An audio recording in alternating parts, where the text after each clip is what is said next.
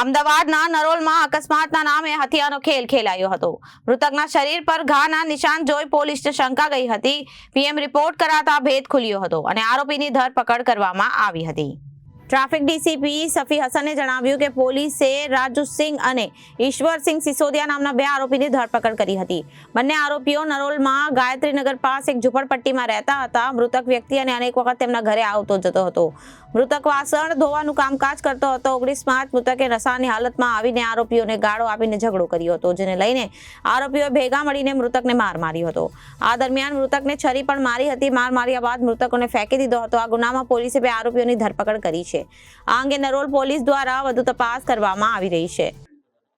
તારીખ 19 માર્ચના રોજ કે ડિવિઝન ટ્રાફિક પોલીસ સ્ટેશનમાં કંટ્રોલ રૂમ તરફથી જાણ કરવામાં આવેલી કે કટારે ટ્રાન્સપોર્ટ નામની જગ્યા ઉપર નારોલ વિસ્તારની અંદર એક અજાણ્યા ઇસમનો અકસ્માતના કારણે મૃત્યુ નીપજ્યું છે.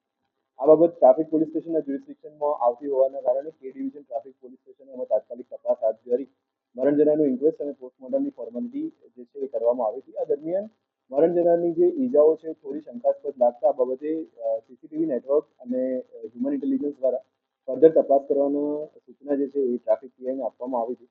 મીનવાઇલ જે મરણ જનાર વ્યક્તિ છે એ પણ અનનોન હતો. એના વાલી વારસની તપાસ કરવામાં પણ કોઈ અત્રે ઓળખ પ્રસ્થાપિત કરવી એ પણ ટ્રાફિક પોલીસ માટે એક ચેલેન્જ હતું.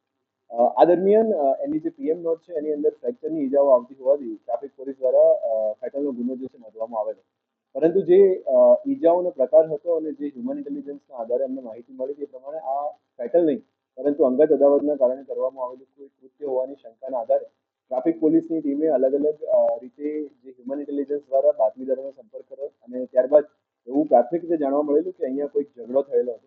આ ઝઘડાની તપાસ દરમિયાન ઊંડા ઉતરતા એવું જાણવા મળ્યું કે આ જે મરણ જનાર વ્યક્તિ જેનું નામ બગીરા છે એની સાથે રહેતા એના મિત્રો દ્વારા ઝઘડો થયેલો અને એ મિત્રો દ્વારા આ પ્રકારની હત્યાને જે છે અંજામ આપવામાં આવેલી હકીકત અમને જાણવા મળેલી.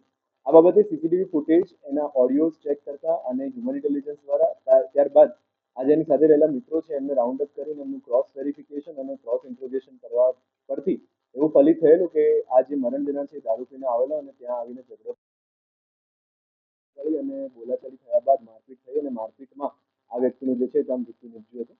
આ બાબતને ધ્યાનમાં લઈને તાત્કાલિક ટ્રાફિક પોલીસે નિવેદનો નોંધી અને આરોપીઓના મોબાઈલ અને બધું કબજે કરી અને તાત્કાલિક નામદાર કોર્ટની અંદર કલમ ઉમેરાનો રિપોર્ટ કરી વધુ તપાસ માટે આરોપીની કસ્ટડી અને તપાસના કાગળો જે છે નારોલ પોલીસ સ્ટેશન તરફ ટ્રાન્સફર કર્યા છે. આની અંદર જે બે આરોપી પકડાયા છે એનું નામ રાજુસિંહ ઉર્ફે બાલો અને ઈશ્વરસિંહ મારવાડી, આ બે જે વ્યક્તિઓ એની સાથે રહેતા હતા એમને ટ્રાફિક પોલીસે ધરપકડ કરી છે અને એના સિવાય બીજા જેટલા પણ નામ તપાસમાં ખુલશે એ બાબતે નારોલ પોલીસ દ્વારા કાર્યવાહી કરવામાં આવશે. Reporter Rakesh Kumar Yadav, Janadesh news, Ahmedabad.